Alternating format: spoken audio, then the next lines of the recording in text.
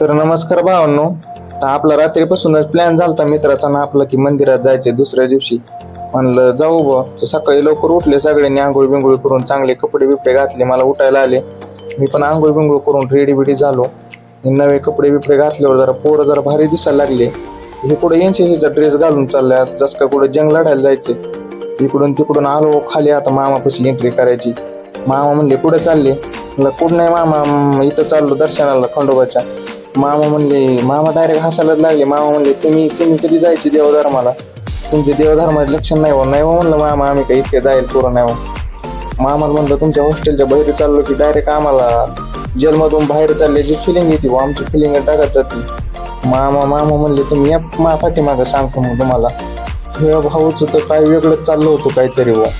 कपडे बिपडे नवीन घातले होते ते जरा छाती बघून चालायला लागला.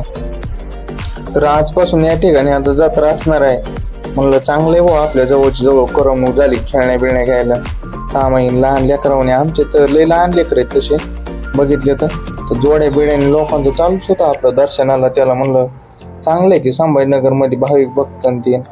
तर मला इथली सगळ्यात आश्चर्यजनक गोष्ट म्हणजे इथले बारकले लेकर सुद्धा यांची मार्केटिंग स्किल बघितली ना, तर नारळ बिरळ विकण्याची जी शैली त्यांची पद्धत, मी पण फॅन झालो. म्हणलं हे चांगलं आहे की पैसे कमवते ती.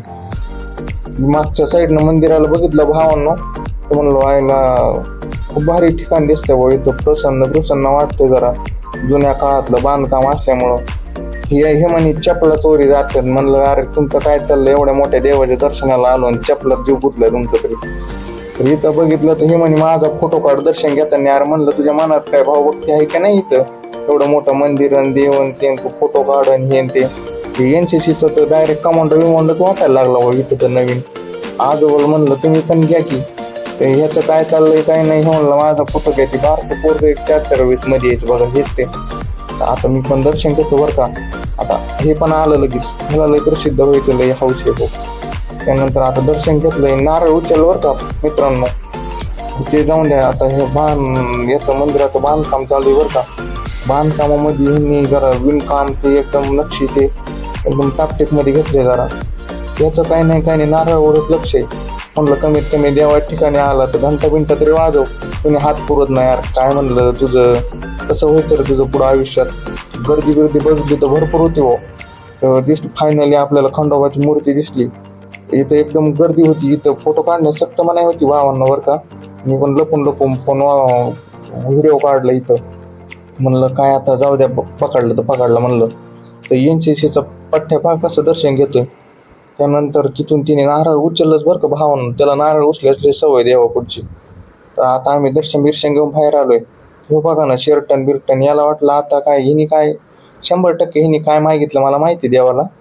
तर मंदिराचं जर बघितलं ना तर उंच आणि हाईट आणि नवीन बांधकाम धरल्यामुळे एकदम भारीच वाटायला लागले इथं. आता नक्कीच या कधी जर आले तर इकडं सातारा परिसरला खंडोबा मंदिर म्हणून जेजुरी सारखंच आहे एकदम भारी.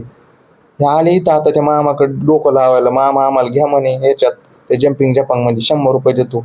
मामा कसल्या भाव देतात. मामा म्हणले जा बाबा तुम्ही काय उगा डोक्याला ताण नका देऊ म्हणे. आलो मग डायरेक्ट हॉस्टेलला. काय आता मामा हानतीन तसं काही म्हणलं तर.